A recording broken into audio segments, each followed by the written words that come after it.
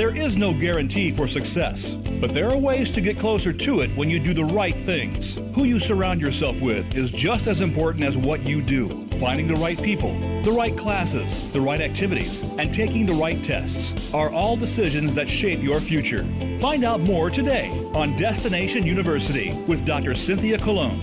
Dr. Colon and her guests will give you the tips you need, whether you're a student, parent, or educator. Now, here is your host, Dr. Cynthia Colon. You're listening to Destination University, a podcast for college-bound teens and the parents, mentors, and educators who support them. If that is you, you are exactly where you're supposed to be. Hello, everyone. I'm your host, Dr. Cynthia Colon, TEDx speaker, college admission strategist, and author of the book, Be Committed, Get Admitted. Welcome to Destination University. We help high school families successfully navigate the college admission process by helping students create an action plan, become interesting applicants, and write compelling essays that increase acceptance letters. As a former admission officer at Vassar College and an elite private school counselor in Los Angeles, I have coached, mentored, guided, and worked directly with over 10,000 students. I know what it takes to get admitted to top 100 colleges. As my gift to you, I'm revealing the exact admission committee process we used at Vassar. It's all in my new guide, 4 questions admission officers ask when deciding who to admit or reject. You can get that at drcynthiacolon.com/admit. In the guide, I share the 4 questions I used in the 12 minutes I had to review an entire application. I give you the order I read the application, what I was looking for, what I highlighted and took note of. If you've ever wondered what admission officers are looking for and how decisions are made, well, today is your lucky day. Again, go to drcynthiacolon.com/admit. Okay, let's get to today's episode. Welcome back, Dina. We're going to do another one. Hey. The origami essay. I love this essay. I think because I just can so see that trash can. You guys watching, listening, you'll understand the trash can filled with the paper, the messed up cranes. And I still remember it to this day. And this is another one that we've kind of taken from the vault. It's been several years now. So do you remember this essay a lot, a little? I do remember it, actually. I feel like it was one of the first ones that you showed me early on when we started doing this together. And you showed it to me like in sort of like its final, like, hey, you've never seen this before. What do you think about this? I remember it very distinctly because of that. Yeah. And I hadn't seen originally like all the different iterations. You just were showing like towards the end, like, what do you think about this? Is like someone who looks at essays has never seen this. What are your thoughts? It really like it's such a great essay. And again, it says so much about the kid, and that's the whole point. And I want to just like go on record as saying like we are now in the springtime of 2024, and I love so much like having just come out of the application season and all of the stress that comes with the applications and the acceptances and the wait lists and the denials, that it's so nice to pivot back into the fun part, which is the essay writing. And seriously, like, it's been an exhausting season for those of you who are watching this who may have students that are seniors. This is a season like no other. And between 18 zillion more people applying to schools and applying to more schools and the FAFSA debacle, it's been a really hard season. Yeah. And I'm really excited that it's going to be over soon. And I really can't wait to go back to the beauty of the fun part, which is this. So I know. Right? I mean, this is like, you forget, like, when you get into the winter, like, you just want to like, put like a skillet on your head and just like bang it, and like, wait, why do I do this again? Oh, because these essays, it's so much. The essays are super fun, and I enjoy our conversations about this. So let me take you. So I did bring Dina into this essay, and she helped. She's much better editor than I am. I'm the idea person, and I like to get the ideas on paper, and then I'm terrible at the grammar and all of that stuff. So she came into the end part. But there was another episode that we did earlier this season, Dina, where it was Jensen, the sports journalist and writer. So you guys, very similar story. This student, his parents called me up in fall of senior year and said, we're a little bit nervous and worried, and would you take a look at his draft personal statement? So they did not come to essay camp. It was well past essay camp. And so I said, sure, if you send it to me, I'll give you honest feedback. And so I'm going to show you what I read the first time. So, all right. So those of you who are, if you're watching, you're going to get to see my screen. If you're listening, I would definitely look at the YouTube portion when you get a chance. I'm recording this, right? Oh yeah, I did. I'm like, did I hit record? Yes. Okay.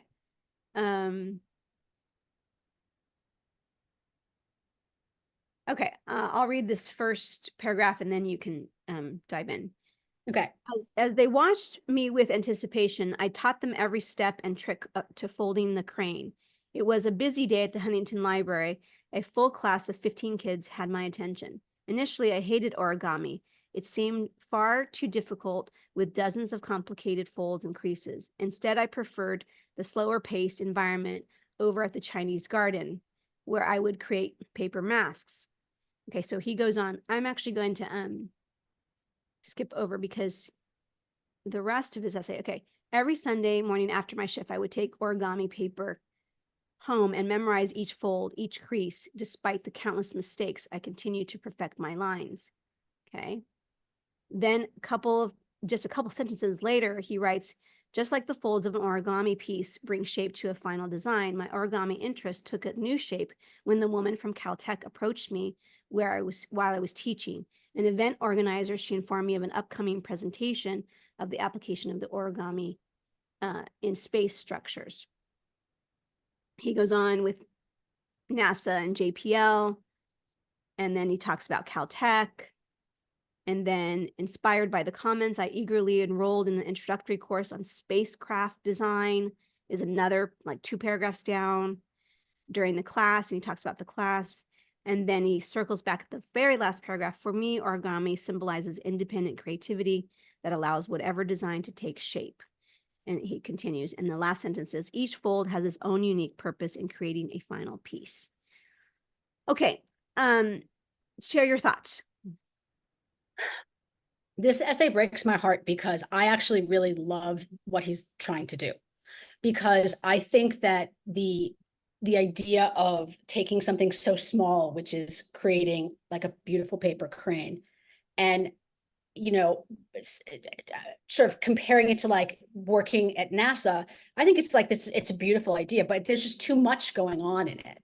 And if this essay was going to be about how making a paper crane made you suddenly decide that you want to build spacecraft, okay, great. But that wasn't even where it got. Like, it was just like, it was kind of all peppered in. And it was like, by the end, I don't really understand, like, did he want to go into aerospace engineering, or did he want to become like a visual artist? Or did he just learn about, exactitude? I mean, I just don't know. By the end of it, I have more questions than answers, I think, about him. Yeah. Yeah. Before we share the final part, a couple things that we talk about in class, and you really have to be pointed and have a direction as to where you're going in your essay, and it can't be about too many things. This is an example of what I call the kitchen sink essay. Now, I've seen worse where there's many more topics in the essay, because here at least you can see there's this thread of the origami. You can see it there, and you're like, and then you go, wait, what? And then the reader is confused. And so, having been on the other side of the desk as an admission officer, I will often say to students, you do not want to confuse the reader so much that they are lost and start thinking about what they want to have for lunch instead of focused on your application in your essay. Right. And that's what happens here. So I gave that kind of honest and candid feedback. And for someone who comes to me in the fall, which we often nowadays don't have time for because we're already filled with our students, I say, I don't have time to tiptoe around being nice about what's not working, but this is not working. So, Yeah, right. Anyway, okay. So fade in, fade out. Here we go. You're right on point. I won't go over what I gave him here because you said exactly what I told him. There's too many things, too many ideas. You've got some good stuff, blah, blah, blah. Okay. So, here is the final draft. Okay. Dina, go ahead and do the honors and read a little bit. Okay. I stared blankly at my computer screen. How do I get from step 4 to step 5? YouTube videos didn't help either. Folding the corners to the center line, I could hardly make new creases after so many failed attempts. Carefully reaching between the 2 folds, the kite-like shape turned into 2 sharp edges. I glanced back at the video. How did he get the wings to fold out? My first crane was a horrible failure with wrinkly lines and torn edges. My second had unequal wings. One faulty crease ruined my perfect crane. Over time, these broken cranes littered my desk. I glanced at the clock, 2:24 a.m. Why am I doing this? I just love this essay, how it goes on. Yeah. Where's the trash can scene? Did I?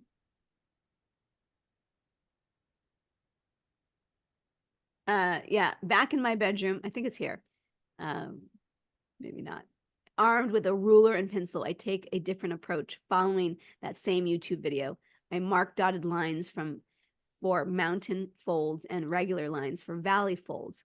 Folding along the edges, I bring the bottom points to my center line in perfect symmetry. Anyway, he goes on, and he goes on and teaches it to different people.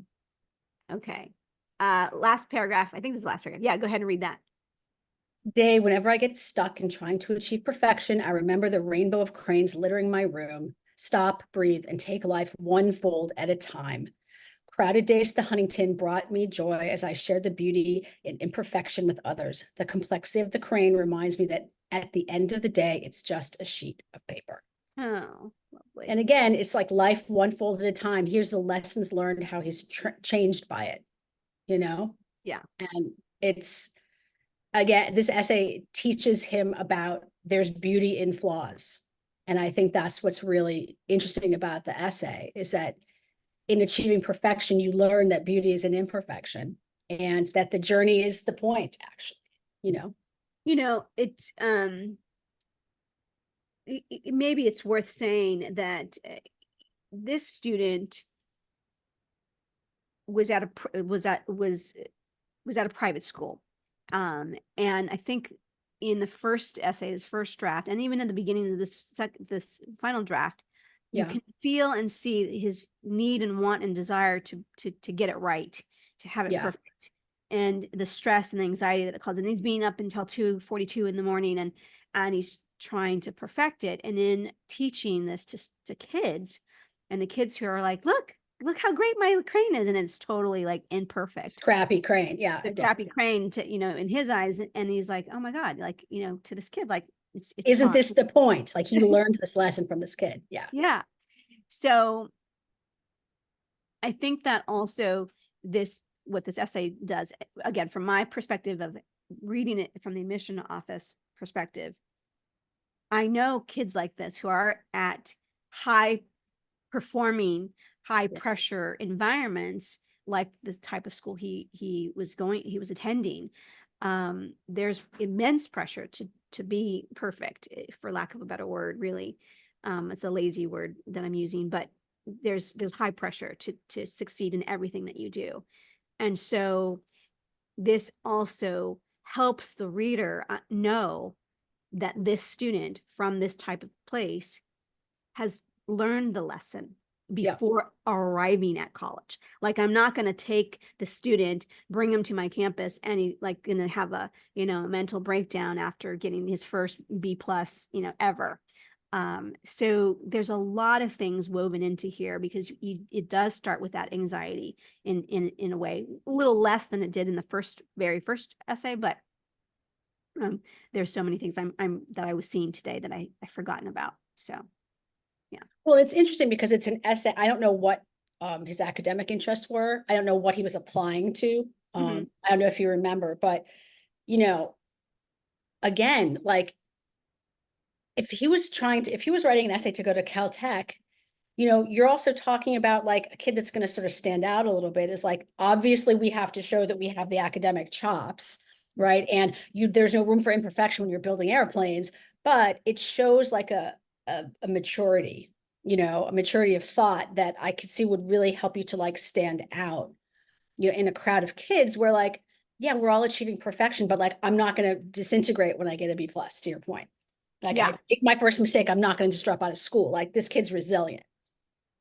Yeah, this kid ended up, he was applying early to Northwestern, Okay. and he got in. So I'm trying to remember, what he was saying he wanted. I'm looking up his Northwestern essay, which also was, I think he wanted some kind of engineering and design thinking. Yeah, so not surprising because he was trying to tie that Caltech thing in. Oh, that all makes sense now. That's what, yeah. Okay, here's another thought. So his, we'd have to unpack his Why Northwestern essay one day too, because it's super good. But when students are applying to college, whether you're first generation like me and you don't know what you don't know, or you're someone like Jen, who we just described is at a high pressure, high field and privileged school, you think you have to impress the reader with your accomplishments and JPL, Caltech, and dropping, name dropping, so to speak, and all the things. No, this essay is about origami, literally how to make a crane. Again, we tell students, don't go home and tell your parents what you're writing about, because they're going to go, what am I paying all this money for? No, it is in the simplicity of an idea and the ability to create a metaphor for life lessons. What did I learn? What do I want the reader to learn about me, about who I am, what I value, and the qualities and the value that I bring to an institution, right? One of my favorite quotes, I'm going to give this to my ex-husband, but he used to say the Rocky quote, you have gaps and I have gaps. Together we have no gaps. Right. And we don't think of colleges that way, right? Because we think we're just the taker and the institution is the all-knowing and is going to give me everything. No. There's a give and take here too. Yeah. The college has things they're going to give you and make you better. But what if you can also share how you add value to that institution? I mean, that's gold.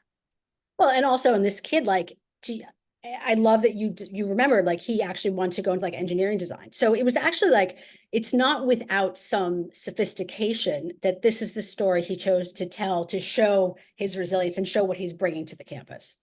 Do you know what I mean? Because it actually will make sense. Like, oh, he wants to go into engineering design. Oh, well, clearly this is his passion, right? And so I think that it really like, it checks all the boxes because it shows that, he's bringing something to campus, but it's also showing like, oh, he kind of really is who he says he is. And okay, I'll take that kid, without dropping in JPL.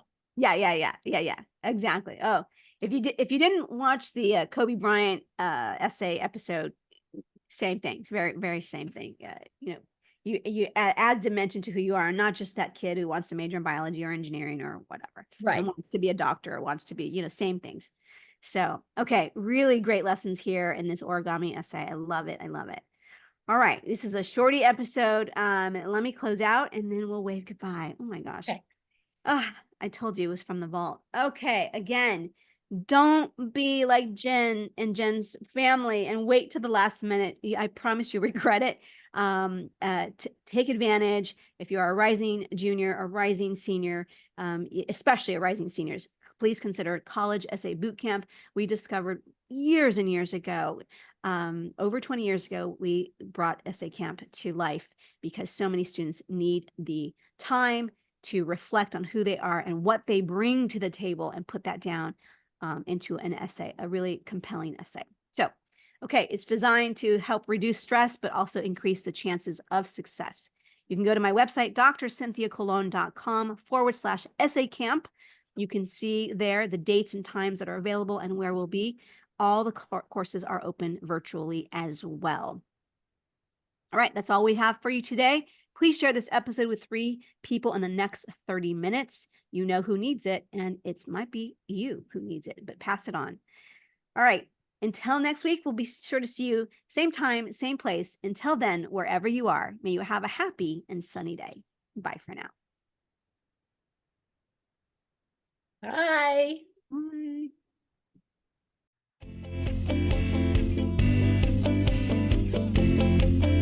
Thank you so much for listening this week to Destination University. Be sure to join Dr. Cynthia Colon again and get one step closer to your success.